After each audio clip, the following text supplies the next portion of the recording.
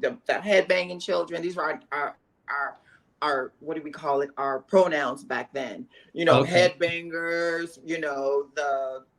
Then we had the what were we the weirdos? I guess I don't know what we call it. We new wave. I think we call it the new wave kids. And you had your jocks and your cheerleaders.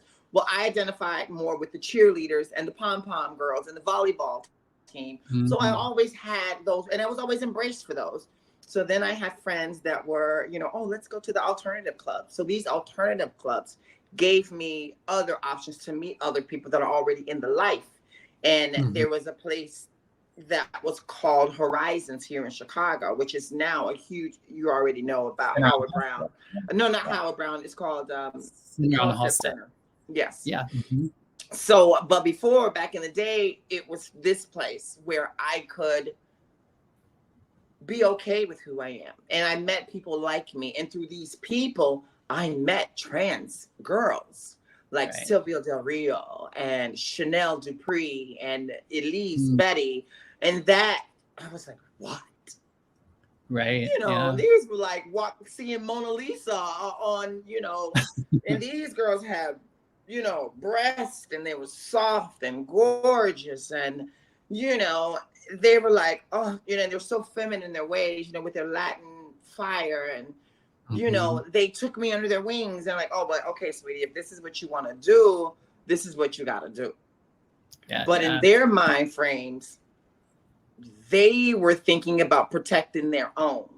And that's what we Mhm. call houses today. That's why I'm part from the House of Dupree, because I come from a lot of the Duprees. Here in Chicago, we have Betty Dupree, we have Chanel Dupree, we have Maria, and then we have our, Elise.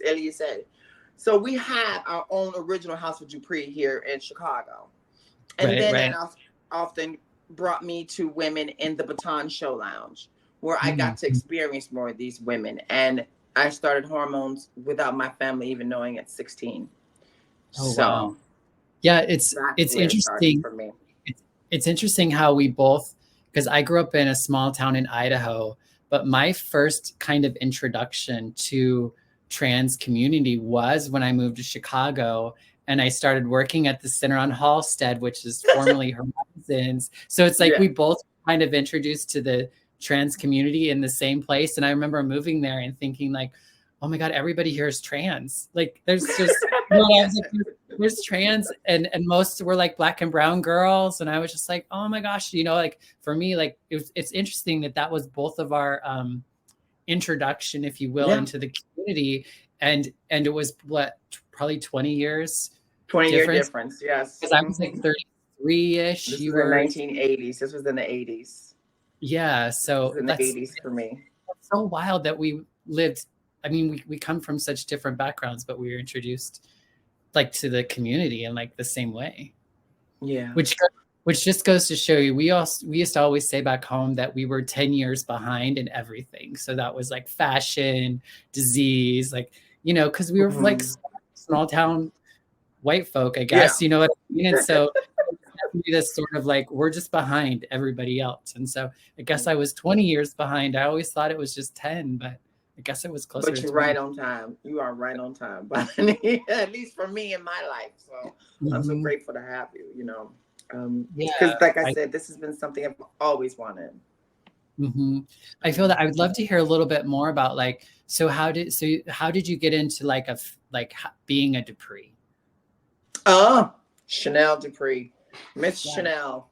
So, like I said, Horizons had they had this talent show for teenagers. In our teens. I'm Hmm. 13, no, 14, 15, and I'm sneaking out of the house with my bag of drag, and my cousin, she always just says, "Now I know you used to always sneak out with my purse and my shoes and stuff in that bag if you used to go outside." She jokes about that to this day. And but Yeah. we would go to Horizons, and I was doing a talent show, and I was wearing lingerie, and I was gonna do Donna Summers, and there was Of this course. other girl who was there named Betty. And Betty was gonna do Madonna. She had dancers and everything, sweetie. She was, Mhm. You she went was all killing the out. game back in the day. So neither one of us had any liquor hormone whatsoever. but Betty is biologically related to Chanel. So Mm. this family actually has three trans boys from their family. Mm.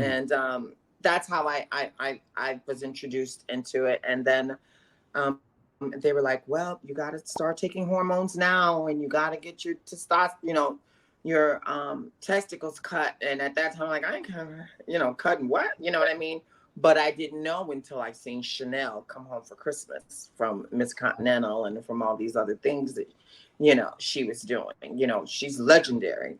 So Did you she feel had like just they got, saw? huh? Sorry. No, go ahead. No, she had She just just. gotten reassignment, and so she came home and for the holidays, and I was there for the holidays because I had moved in with this family, and they had